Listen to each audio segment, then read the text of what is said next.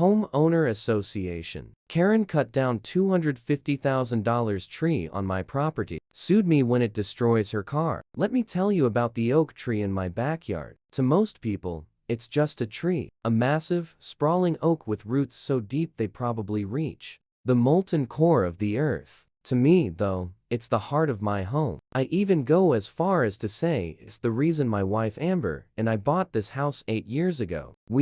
Ryan and Amber, and if you'd asked us back then, we'd have described ourselves as your average couple pursuing the dream of home ownership. I'm an environmental consultant, which is really just a fancy way of saying I try to help cities and companies not wreck the planet while making their buildings more energy friendly. Amber is a freelance graphic designer, the type of person who can make a living room look like it belongs in a magazine spread without breaking a sweat. Together, we make a good team. Her creativity and my practicality keep life exciting. When we stumbled upon this house in a quiet Denver suburb, we were convinced the moment we stepped into the backyard. That oak tree was a giant, ancient guardian, its canopy shading the entire yard and giving the place a kind of serene magic. The realtor threw around phrases like historical charm and natural beauty, but all I could think was, this tree is perfect for Amber. It was love at first sight too. The house itself needed work, sure, but the backyard,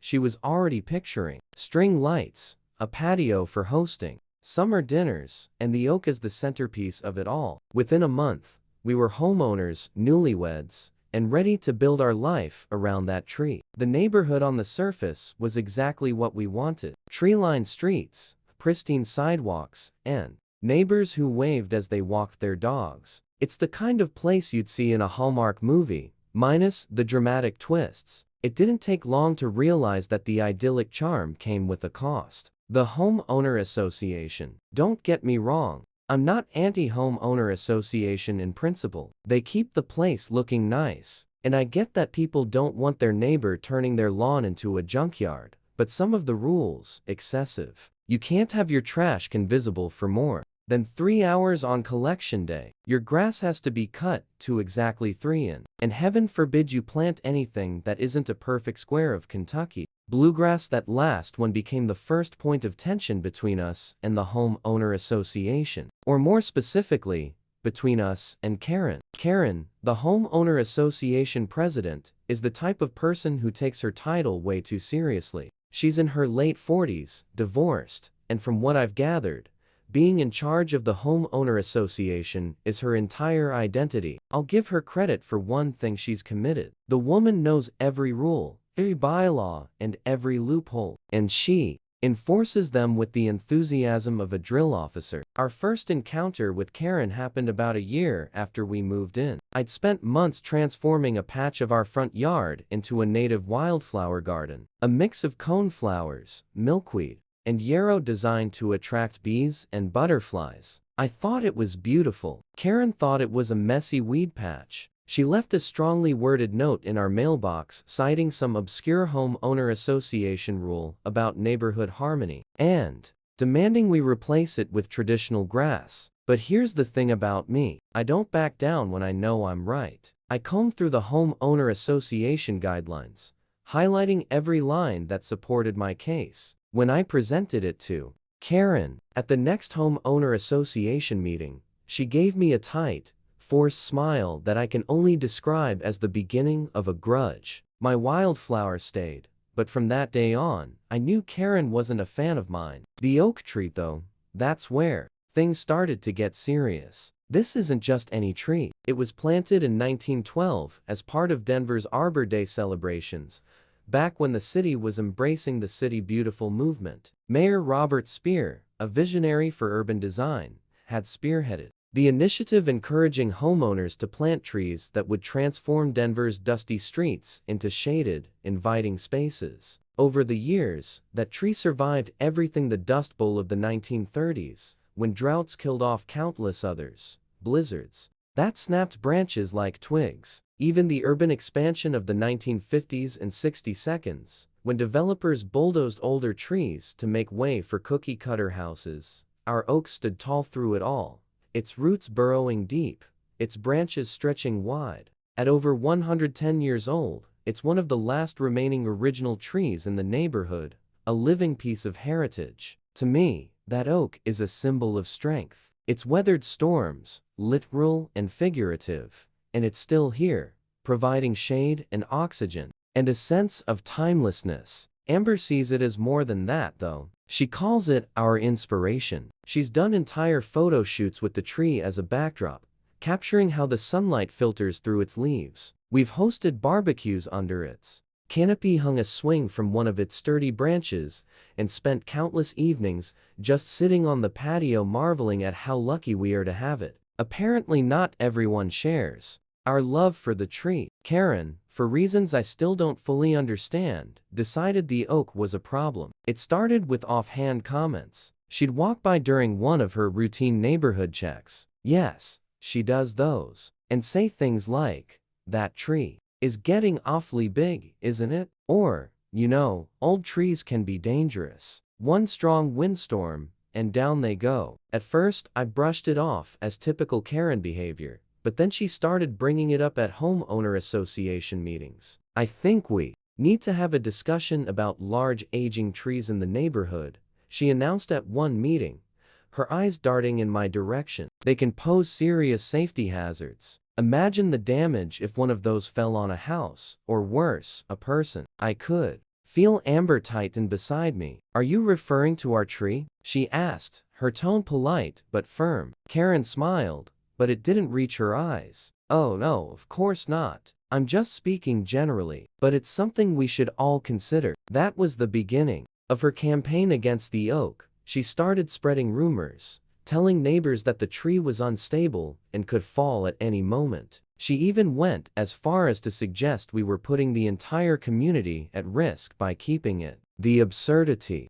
of it all would have been laughable if it wasn't so annoying. Our tree was perfectly healthy. I'd had it inspected by an arborist when we first moved in, and again a few years later, just to be sure. Both times, the result was the same: the oak was in excellent condition and posed no threat. But Karen wasn't interested in facts. This wasn't about the tree. It was about power, and I had no idea just how far she was willing to go to get it. The first time I realized Karen wasn't just being stubborn, but was actively scheming to get rid of our oak tree, was when I overheard her chatting with a few neighbors during her morning inspection walk. She stood on the sidewalk just outside our house, her voice loud enough to make sure I could hear through the open kitchen window. "It's not just an ugly sight," she said, gesturing at the tree with the coffee mug in hand. "It's a ticking disaster. The roots are probably under their foundation by now. And one bad storm." She clapped her hands together for dramatic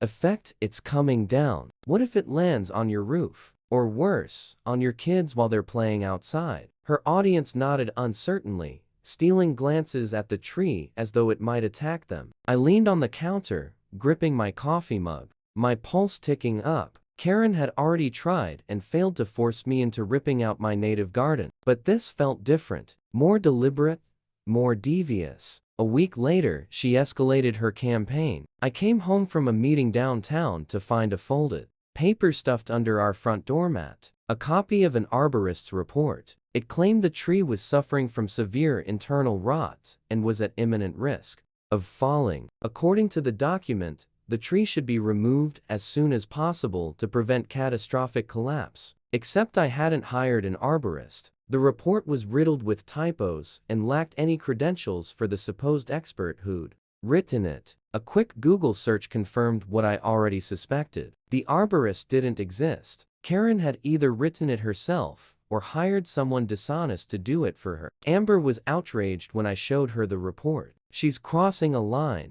she said, pacing the living room. "This is fraud, Ryan. This intimidation." She wasn't wrong, but I figured confronting Karen directly would only make things worse. So instead, I doubled down on my own research. I reached out to 2 certified arborists and scheduled separate inspections. Both reports came back clear. The oak was in excellent health and posed no threat to anyone. I thought that would be the end of it. I underestimated Karen's persistence. Over the next month, Karen turned up the pressure. She made the tree the focus of every homeowner association meeting, citing her fake report as evidence. She claimed multiple neighbors had expressed concerns about their safety and even accused me of neglect for not addressing the problem. The thing was, Karen had a way of making people believe her. She spoke with the confidence of someone who was absolutely convinced they were right. And for a lot of neighbors, especially those who didn't know me or Amber,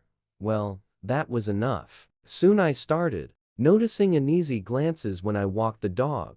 People would cross the street to avoid the oak's shade, shaking their heads like it was some sort of danger. A couple of parents even stopped letting their kids play on the sidewalk near our house. Amber was furious. "She's turning the whole neighborhood against us," she said one night as we sat under the oak's canopy, string lights glowing softly above us. "It's like some kind of hunt." I nodded, but I couldn't shake the nagging feeling that Karen wasn't done yet. The worst happened on a Tuesday. I'd been working from home going over a client's sustainability plan when I heard the unmistakable hum of heavy equipment. At first, I thought it was someone down the street, maybe a neighbor trimming their bushes or fixing up their yard. But when the sound didn't fade, I got up to check. As I stepped out onto the porch, my heart dropped. A tree cutting truck was parked halfway up our driveway, and a crew of workers was already in the backyard. My heart dropped as I stepped off the porch and sprinted to the backyard. The sound of the saws grew louder with every step. When I rounded the corner,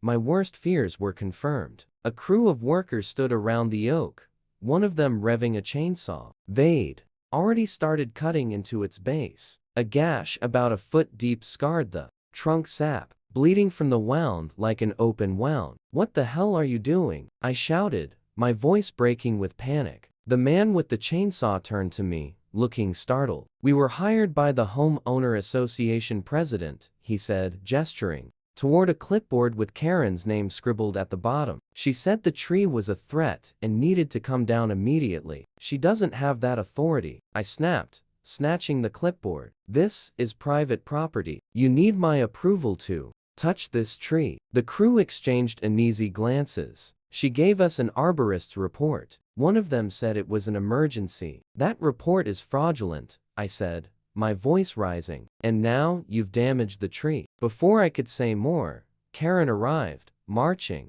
into the backyard like she owned the place. She wore her usual self-satisfied smirk, but it faded when she saw me standing there. "Ryan," she said, her tone clipped, "this is for the safety of the neighborhood." "The tree." "Don't even start, Karen," I interrupted. "This tree is perfectly healthy, and you know it. You've exceeded your authority." Karen's face flushed. "I have a responsibility to protect this community," she shot back. "You've refused to address the risks, so I took action by hiring a crew to invade my property," I said, my voice shaking with anger. "This is illegal, Karen. You've destroyed a healthy tree, and you're going to be held responsible." We stood there glowering at each other while the crew awkwardly shuffled to the side. Then, as if the tree had been waiting for its moment, the air filled with an ominous groaning sound. Everyone froze. The gash in the tree's trunk was deeper than I had realized, and the massive oak was starting to tilt. The creaking grew louder, branches rustling as the entire tree shifted. "Move!" I shouted, grabbing Amber's arm and pulling her back. The crew scrambled toward the driveway, Karen stumbling after them. With a deafening crack, the oak toppled. Time seemed to slow as it fell, its massive branches crashing through the air like thunder. It landed with a final shuddering impact directly on top of Karen's Mercedes convertible. For a moment, there was silence, broken only by the sound of leaves settling and Karen's sharp intake of breath. Her car was crushed. Its roof crumpled like a soda can under the weight of the trunk. Karen let out a shriek somewhere between rage and despair. "My car!" she screamed, turning on me with wild eyes. "This is your fault. You knew the tree was dangerous, and you let this happen." I was too stunned to respond. Amber, however, had no such hesitation. "Are you kidding me, Karen?" she snapped. "This happened because you hired these guys to cut into the tree without our consent. You caused this," Karen shouted. "You will pay for this." Without waiting for a response, she stormed out of the backyard. The crew, clearly unnerved by what had just happened, quickly packed up their equipment without saying much. Amber, ever the pragmatist, was already documenting everything on her phone. Video footage of the damaged tree, the gash in its trunk, and Karen's crushed car, still pinned beneath the branches. Once everyone had cleared out, Amber and I stood there in silence, taking in the destruction. The oak's massive trunk sprawled across the yard, its branches spread out like a fallen giant. Karen's car was a total wreck, its roof flattened under the weight of the tree. But the worst wasn't over, not by a long shot. Just when I thought we might get a moment to mourn the loss, Karen launched the next phase of her revenge. Days after the collapse, I came home to find a thick stack of legal documents waiting in my mailbox. Karen was suing me for carelessness, claiming that I knowingly allowed a hazardous tree to remain on my property, which she argued led to the ruin of her beloved Mercedes convertible. Amber and I stared at the papers in disbelief. "She cut into the tree herself," Amber said, pacing the living room. "How can she sue you for something she caused?" "It's Karen," I muttered. "She's not going to let this go without a battle." My first call was to our insurance company. They assured me they'd handle it and immediately launched an investigation. Within days, they hired an independent arborist to assess what remained of the oak. The findings were exactly what I'd expected. The tree had been perfectly healthy until the crew's unauthorized cuts weakened it. Karen's actions, not mine, had caused the collapse that should have been the end of it, but Karen, true to form, refused to surrender. The lawsuit dragged on for months, during which time Karen's true colors started to shine through. Depositions were scheduled and both sides presented their proof. When Karen took the stand for her deposition, it was clear she didn't anticipate how thorough my defense team had been. The first crack in her story came when she was questioned about the fraudulent arborist report she'd used to justify the tree removal. Karen admitted she had hired someone who wasn't certified, claiming she didn't know they weren't qualified, but under pressure from my attorney she let slip that she'd specifically sought out someone who would support her narrative. "I didn't think it fit the neighborhood aesthetic," she said at one point, her voice rising with annoyance. "That tree was too big, too old, and it overshadowed everything else. It just didn't belong." That statement was the final nail in the coffin. It was no longer about safety or liability. It was about Karen's obsession with control and uniformity. She didn't care about the neighborhood's well-being. She cared about getting her way. As the case unfolded, other neighbors came forward with their own stories about Karen. One resident testified that Karen had fined her for having unauthorized garden gnomes on her porch. Another spoke about how Karen had tried to shut down a kid's lemonade stand, claiming it violated homeowner association rules about temporary structures. The most damaging testimony came from a former homeowner association board member who admitted that Karen had often manipulated rules to target residents she didn't like. She would bend the bylaws to suit her agenda. The board member said it was all about maintaining control. By the time the depositions wrapped up, even the homeowner association board had distanced themselves from Karen. They released a statement denouncing her actions, calling them a gross misuse of power, and affirming that the homeowner association had no role in the tree's removal. Karen, for all her arrogance, was finally outnumbered, faced with mounting evidence and a community that had turned against her. Karen had no choice but to settle. Her lawyer negotiated a deal that would end the case without going to trial, but the terms were severe. Karen agreed to pay $250,000, covering the appraised value of the oak tree, the legal fees I had incurred, and additional damages for trespassing and destruction of property. She also resigned as homeowner association president and was banned from holding any homeowner association position or owning property in the neighborhood for 10 years. When the agreement was finalized, Amber and I felt a mix of relief and justice. The money couldn't replace the oak tree, but it was a start. What mattered most was that Karen was finally being held responsible for her actions. Within 6 months, Karen had sold her house and moved out of the neighborhood. Her departure was quiet and uneventful, a stark contrast to the disorder she'd caused. I heard through the neighbors that she'd moved to a smaller town in Wyoming. Good riddance. After everything settled down, Amber and I turned our attention to the backyard. The stump of the oak was still there, a painful reminder of what we'd lost. But instead of letting it haunt us, we decided to honor the tree's memory. We hired a local nursery to help us plant a new tree, a young oak chosen for its strength and its potential to grow into something just as grand as its predecessor. The day we planted it, Amber took a photo of us standing beside it, her hand resting on the thin trunk. "It's not the same," she said softly, "but it's a start." I nodded. The experience left wounds, but it also taught us a lot. We learned the importance of standing up for what we believed in even when it felt like the odds were stacked against us. We learned that some people thrive on control and manipulation, but that truth and determination can prevail in the end. Most of all, we learned that resilience isn't just about surviving. It's about growing, adapting, and finding new ways to move forward. The new oak in our backyard isn't just a tree. It's a reminder that even after the storm, life finds a way to begin again.